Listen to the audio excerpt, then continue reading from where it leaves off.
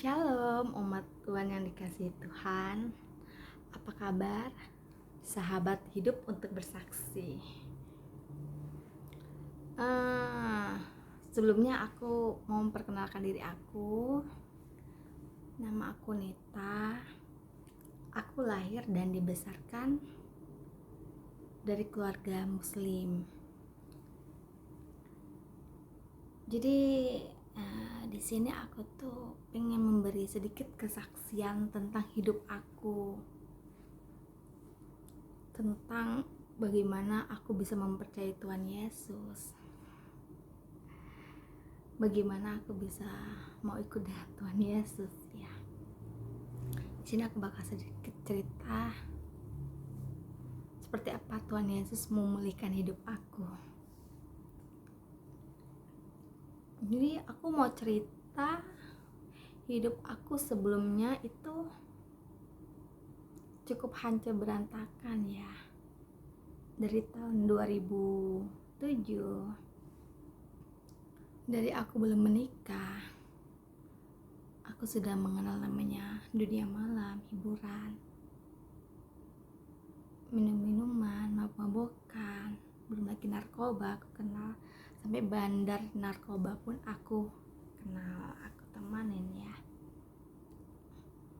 Sampai ya udah kehidupan aku berjalan setiap hari itu aja, make narkoba, minum itu aja sampai aku mau mati. Sudah pernah kebanyakan make narkoba toh.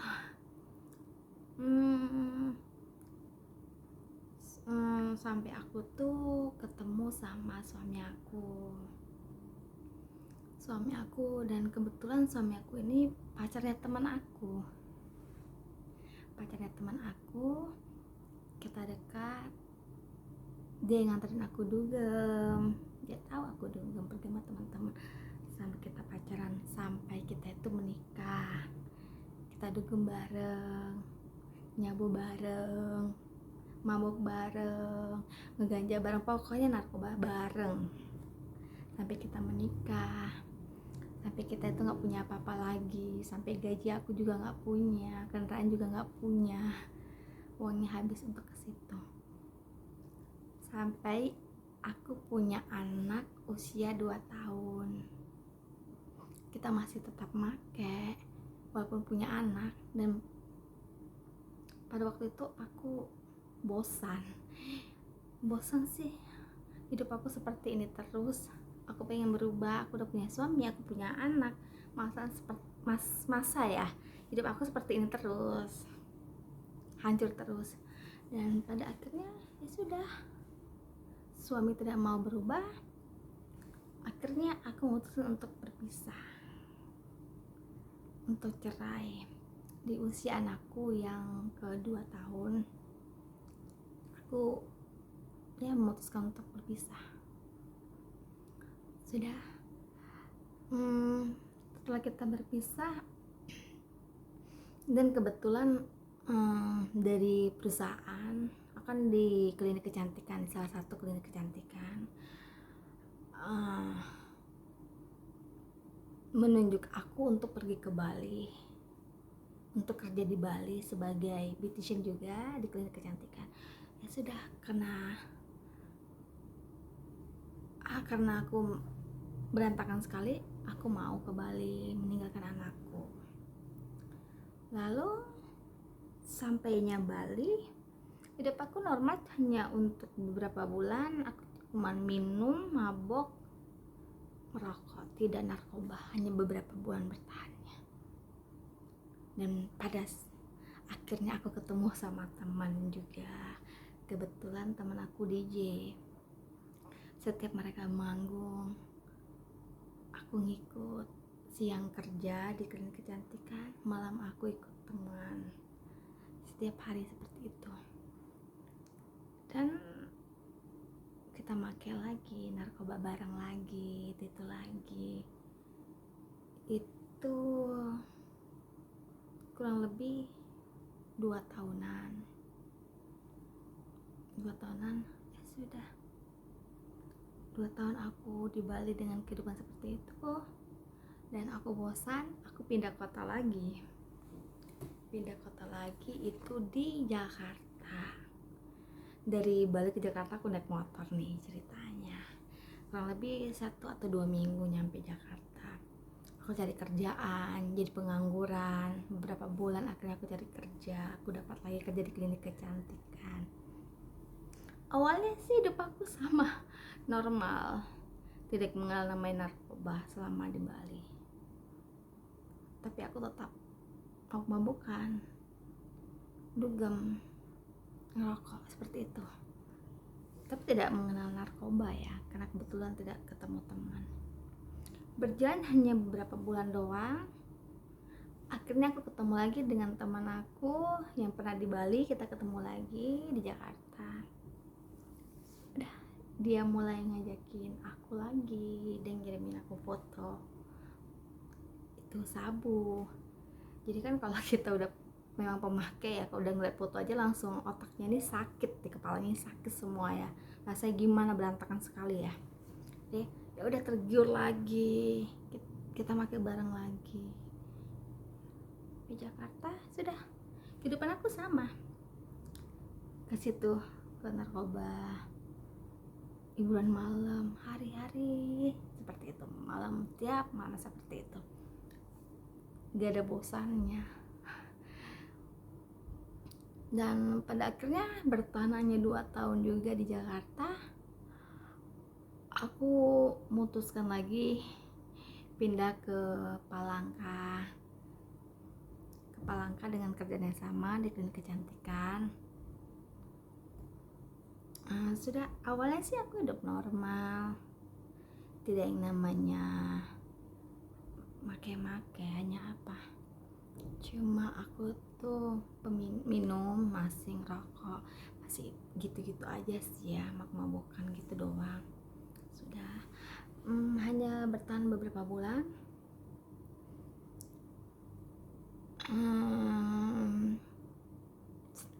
Ya, hanya beberapa bulan.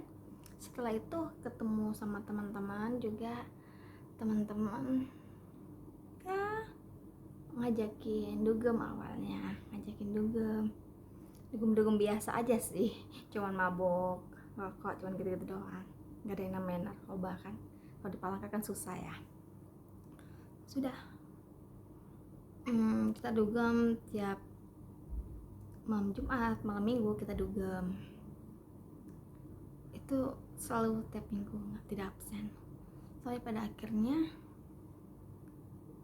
mereka nawarin aku lagi.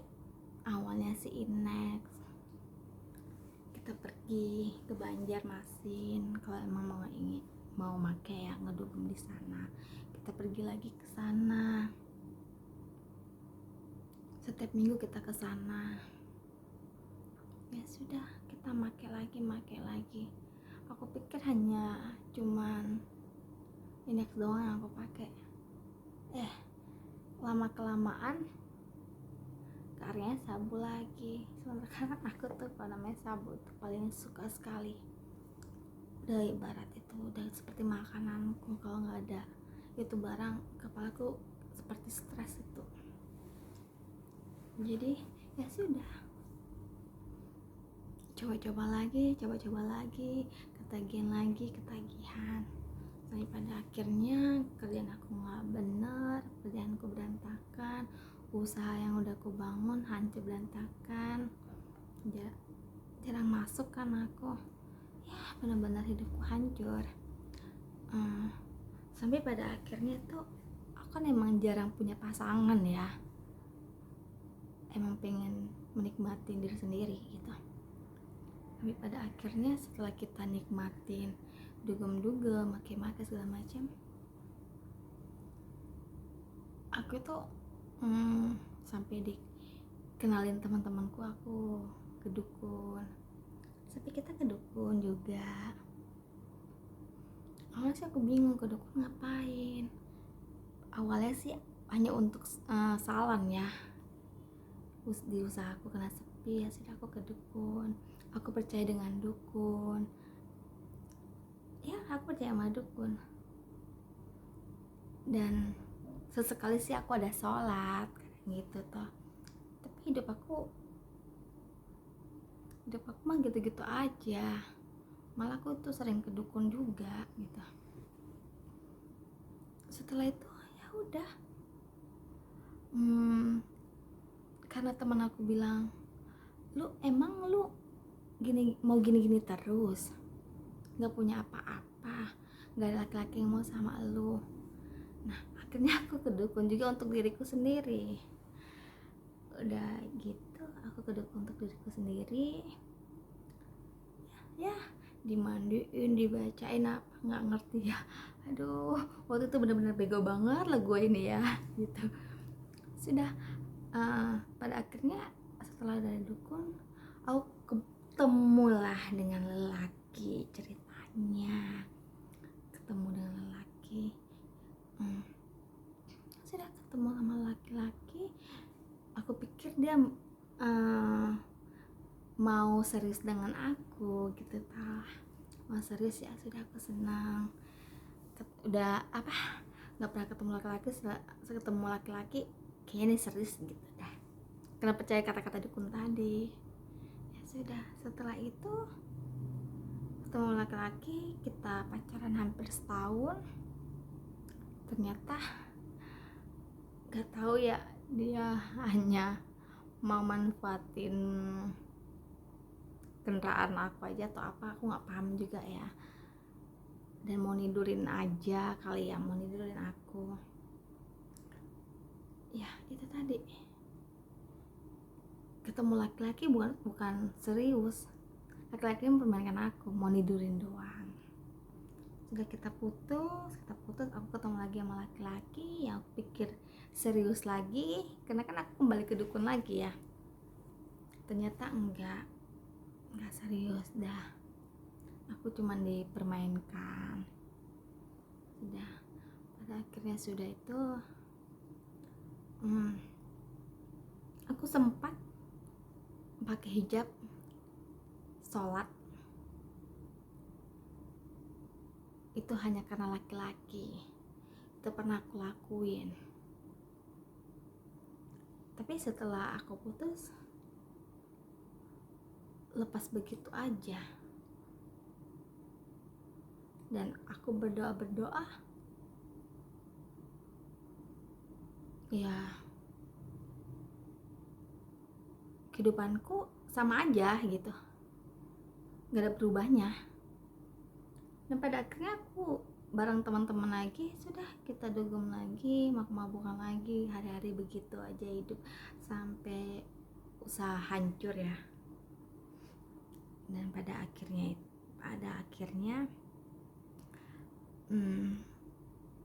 usaha udah hancur, utang banyak.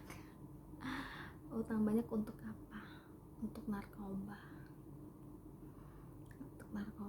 utang banyak sampai belasan juta hanya untuk itu. Kendaraan sudah nggak ada lagi, utang malah numpuk. Tapi ya sudah, aku nikmatin ini hidupku. Tuh, aku masih seperti itu lagi ya kelakuan, belum berubah juga. Sampai aku dihina teman juga pernah, dihina teman, dikata-katain, difitnah, semua pernah. Hanya karena apa?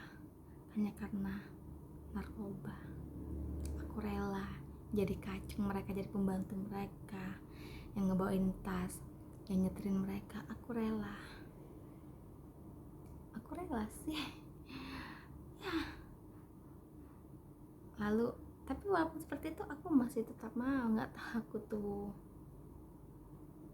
aku tuh karena namanya narkoba ya, otak ini kan kayak nggak berpikir sama sekali, jadi bodoh amat, ya sudah, yang penting nikmat, seperti itu ya, gitu-gitu terus. Dan pada sampai tahun 2020 itu ya, aku aku mengenal game online judi. Usaha anti berantakan aku game online judi.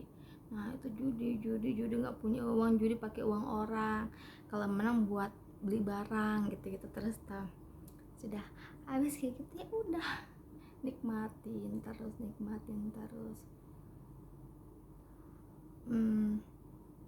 akhirnya aku tuh bosan sendiri dengan kehidupanku. Aku belajar lagi sholat, mencoba sholat, berdoa, Tuhan, aku tuh capek, aku bilang tuh, aku pengen berubah. Masa hidup aku seperti ini sih? 13 tahun loh hidup aku seperti ini. Masa aku gak bisa berubah gitu? Selalu aku berdoa seperti itu, aku sholat lagi, kadang aku baca Al-Quran juga. Selalu itu. Sampai aku curhat ke salah satu, ada namanya ibu, aku gak perlu sebutin namanya. Aku curhat ke dia, aku bilang, aku nggak bilang kalau aku tuh make, cuman aku curhat teman-teman aku liatin aku gitu. Dan si ibu kebetulan dia Kristen Nasrani, dia selalu bilang gini, selalu ingatin aku, Nit sabar ya, kata gitu, Tuhan tidak tidur Nit, dia bilang gitu kan, Tuhan itu nggak tidur, kamu sabar aja. Biarkan mereka mau ngomong apa tentang kamu, biarin aja. Ada Tuhan kok. Gitu. Tuhan tahu segalanya. Ya sudah. Oh iya ibu. Banyak-banyak berdoa aja ya, Net, kata gitu. Iya, Bu. Ya. Setiap perkataan dia itu selalu aku ingat, dan dia selalu ngedoain aku juga untuk hidupku lebih baik lagi. Dan setiap dia ngomong tentang Tuhan, cerita tentang Tuhan, aku tuh seperti mengimani gitu. Sampai aku bilang, iya ya Bu ya, Tuhan itu baik ya Bu. Iya nih, Tuhan itu baik. Itu aku waktu ngobrol gitu sudah meyakini, sudah sangat yakin dengan Tuhan Yesus. Itu aku masih muslim, tapi karena sering dengar ucapan si ibu yang selalu nasihatin tentang menceritakan tentang kebaikan Tuhan, aku mengimanin. Dan pada suatu hari itu aku kebetulan ketemu sama teman di tahun 2020, ketemu sama teman. Ya sudah, aku ngobrol ke dia. Itu posisi ya 2020 ya, aku tuh masih masih minum, masih judi, masih itu. Waktu ketemu sama teman aku ngobrol, aku bilang aku pengen bertobat, aku bilang tuh aku capek seperti ini, hidupku tuh seperti gak ada artinya, aku gini terus. Terus temanku ngobrol, dia juga cerita panjang lebar gitu. Dia bilang, kamu mau gak ikut ke gereja? Kebetulan Natal 2020 waktu itu. Sudah, aku ikut ke gereja, pertama kali menginjakan kaki di gereja. Dan kebetulan ya, aku tuh suka banget dari dulu lagu-lagu rohani, paling suka. Sama teman-temanku sebelumnya kan ada yang Kristen juga, kalau di mobilnya itu selalu nyalain lagu rohani, aku tuh adem. Nah, waktu aku diajakin ke gereja, aku mau dong aku. Ya sudah, ikut aja ke gereja. Ya sudah, 2020 Natal aku ke gereja, ikut temanku. Di situ awalnya aku bingung, nyanyi gitu toh ya, nyanyi terus kita nangis, berdoa itu bener-bener nyucur air mata, didoain tuh bener-bener nyucur air mata. Nggak tahu, dengar lagu rohani itu kok rasanya ya ampun, tenang banget hati, tenang banget. rasanya itu adem, kita meneteskan air mata bercucuran terus sampai akhirnya ya ampun, kenapa ya adem sekali ya. Sebelumnya tuh aku juga pernah sholat gitu, tapi nggak pernah seadem ini. Nah, nggak pernah seadem ini. Ya sudah, pada akhirnya ya selesai. Keesokan harinya kita ada doa lagi di rumah. Waktu berdoa aku menangis netes terus, air mata netes sampai aku tuh tersedak-sedak gitu tuh. Waktu nangis sampai nggak kuat nahan air mata ini, netes terus. Terus teman aku nanya ke aku, kamu ada ngerasain apa? Kamu ada ngeliat apa? Terus aku cuma ngejawabnya gini ya, aku ngerasain adem, damai, sejahtera, tenang.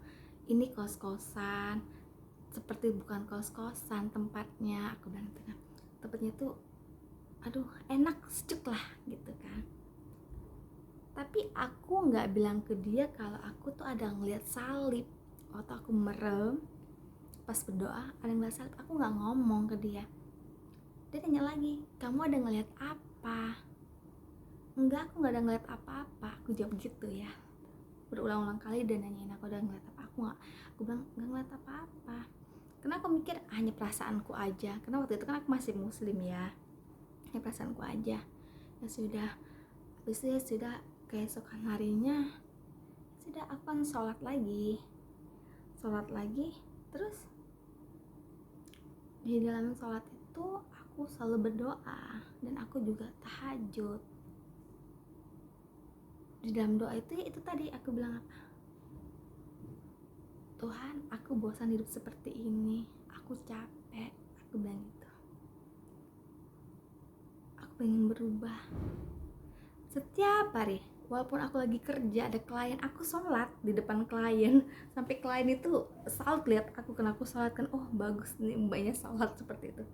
Aku sholat tiap hari, sholat pagi, siang, malam, sore ya, pokoknya 5 waktu itu nggak ketinggalan toh, karena niat hati benar-benar pengen bertobat. Sudah, pada akhirnya di dalam sholat aku nggak menemuin apa-apa. Tapi di Januari akhir tahun 2021, sebelum aku memutuskan aku ke Kupang, pindah kota, aku mimpi. Di dalam mimpi aku mengepal tangan, duduk, dan aku di dalam doanya aku ngomong gini, Tuhan Yesus, Tuhan tolong aku ya Tuhan, aku takut ya Tuhan, Tuhan tolong, aku takut ya Tuhan Yesus, aku takut, tolong aku. Dan aku ngomong gitu, berdoa seperti itu ya, berkali-kali. Waktu itu tempatnya gelap sekali, tidak ada orang satu pun, tetapi aku merasakan ada di hadapan aku Tuhan Yesus. Aku merasakan Tuhan Yesus tuh hadir. Sewaktu aku bilang, aku minta tolong ke Tuhan Yesus, tolong aku takut. Aku merasakan Tuhan Yesus tuh hadir di hadapan aku. Tapi aku nggak bisa melihat, tapi merasakan aja. Setelah mimpi, aku kebangun, aku bingung, ada apa dengan mimpiku ya? Kenapa aku mimpi seperti itu? Sementara aku kan muslim, kok aku mimpi seperti itu sih gitu ya. Ya sudah, dan pada akhirnya aku ngobrol sama ada salah satu ibu yang sangat baik sama aku, yang udah aku anggap sebagai saudara keluarga lah. Ibu itu baik banget ya. Aku ngobrol, Bu, kenapa aku mimpi seperti itu, kan aku muslim. Baru bilang gitu. Aku ngobrol, terus ya sudah, kamu percaya nggak sama Tuhan Yesus? aku percaya, Bu. Aku bilang gitu. Kenapa aku bilang percaya?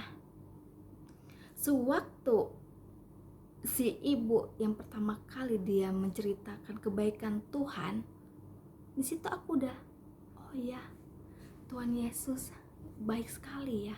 Dan setelah aku mempercayai itu, aku tidak lagi yang namanya judi, narkoba. Aku tidak pernah lagi menyentuh pada saat itu juga. Setelah aku meyakini lagi Natal, aku dapat penglihatan ada salib, ditambah lagi aku berdoa di dalam sholat tidak ada dapat jawaban sama sekali, tidak ada ngerasakan apa-apa. Tapi kenapa yang hadir itu Tuhan Yesus? Yang hadir itu di dalam mimpi aku tuh Tuhan Yesus. Kenapa? Dari situ aku yakin, ya, Tuhan Yesus lah yang bisa menolong aku. Tuhan Yesus lah yang bisa memulihkan hidup aku.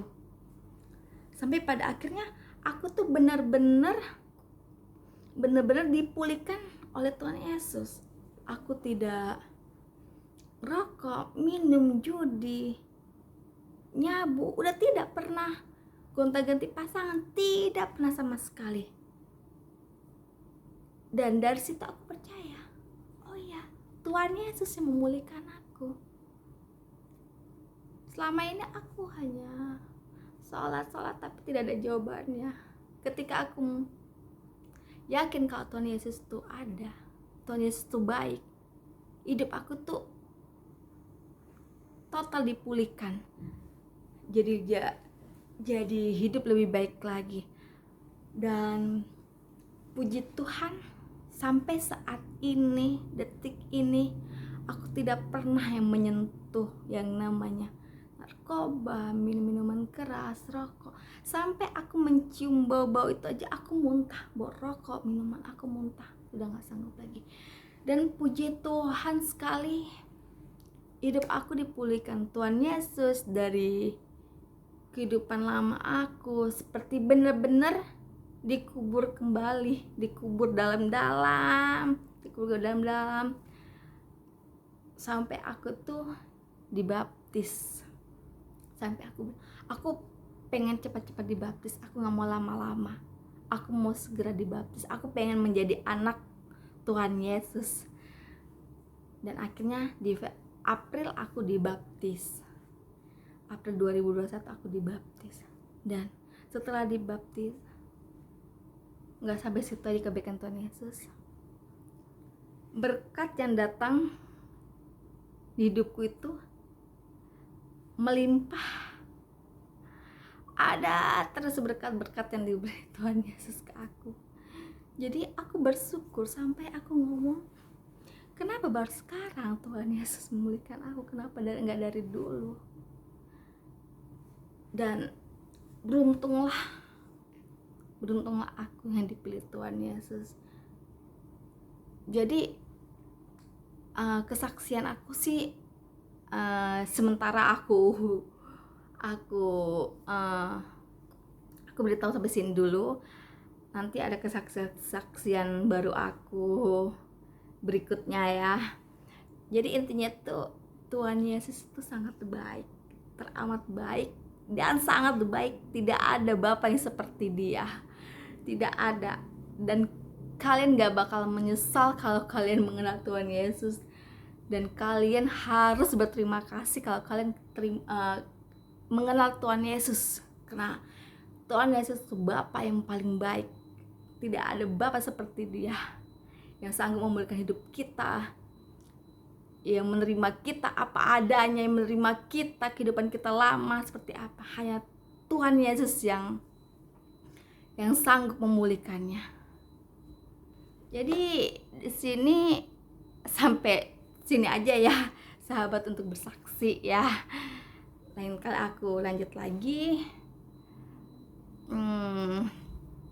Ya puji Tuhan, haleluya, shalom.